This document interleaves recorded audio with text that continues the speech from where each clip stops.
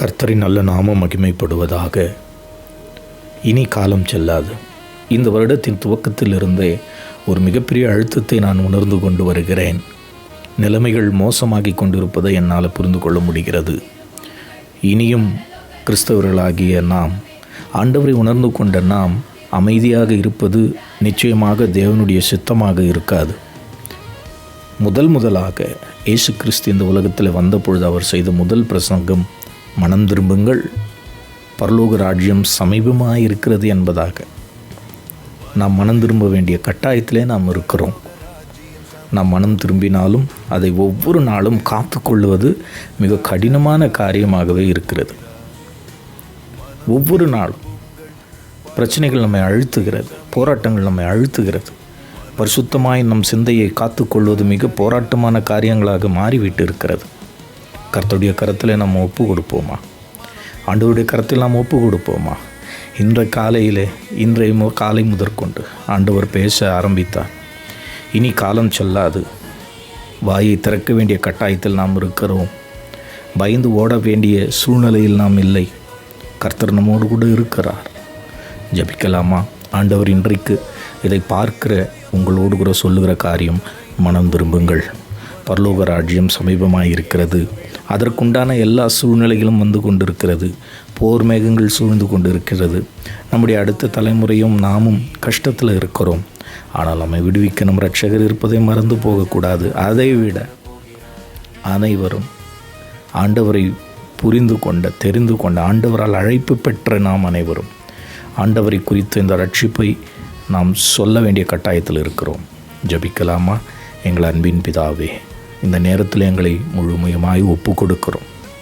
மனம் திரும்புங்கள் என்று சொன்னீரேன். நாங்கள் மனம் திரும்புகிறோம் ஐயா.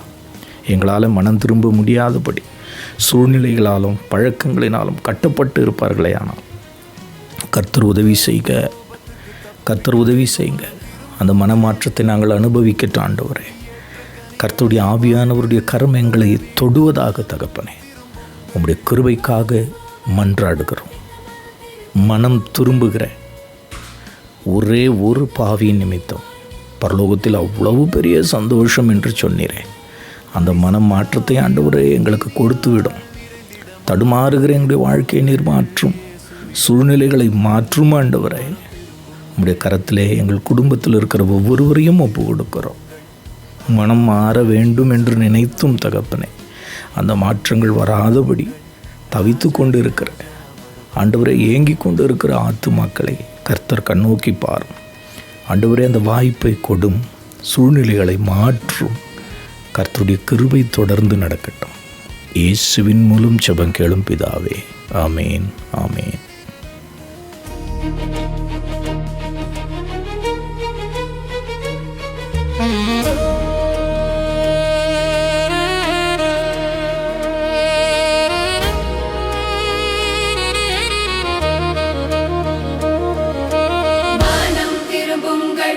பரலோக ராஜ்யம் சமீபமே, மனம் திரும்புங்கள், ராஜாதி ராஜா வரப்போகிறார்.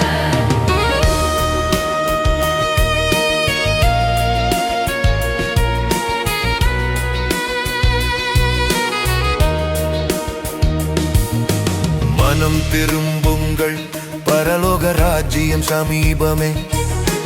மனம் திரும்புங்கள், ராஜாதி ராஜா வரப்போகிறார். மனம் திரும்புங்கள், பரலோக ராஜ்யம் சமீபமே. மனம் திரும்புங்கள், ராஜாதி ராஜா வரப்போகிறார். பாவங்களை அறிக்கையிட்டு மனம் திரும்புங்கள், இயேசுவை ஏற்றுக்கொண்டு மனம் திரும்புங்கள்.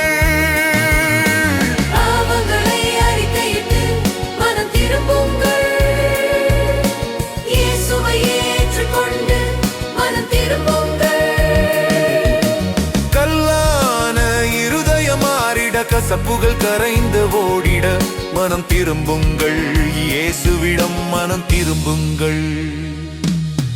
மனம் திரும்புங்கள், பரலோக ராஜ்யம் சமீபமே.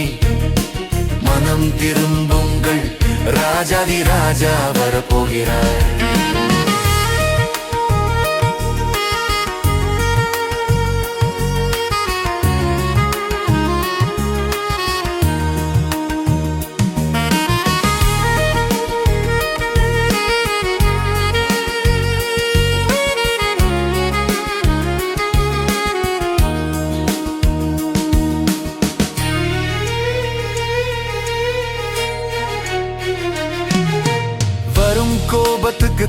புசிக்க வேண்டும் மனம் திரும்புங்கள் ஏற்ற கனிகளை வாழ்வில் தர வேண்டும் மனம் திரும்புங்கள் வரும் கோபத்துக்கு தப்பிக்க மனம் திரும்புங்கள் ஏற்ற கனிகளை வாழ்வில் தர வேண்டும் மனம் திரும்புங்கள் பரிசுத்த ஆவியால் அக்கினியால் நிறைந்திட மனம் திரும்புங்கள் இயேசுவிடம் மனம் திரும்புங்கள் மனம் திரும்புங்கள் பரலோக ராஜ்யம் சமீபமே மனம் திரும்புங்கள் ராஜாதி ராஜா வரப்போகிறார்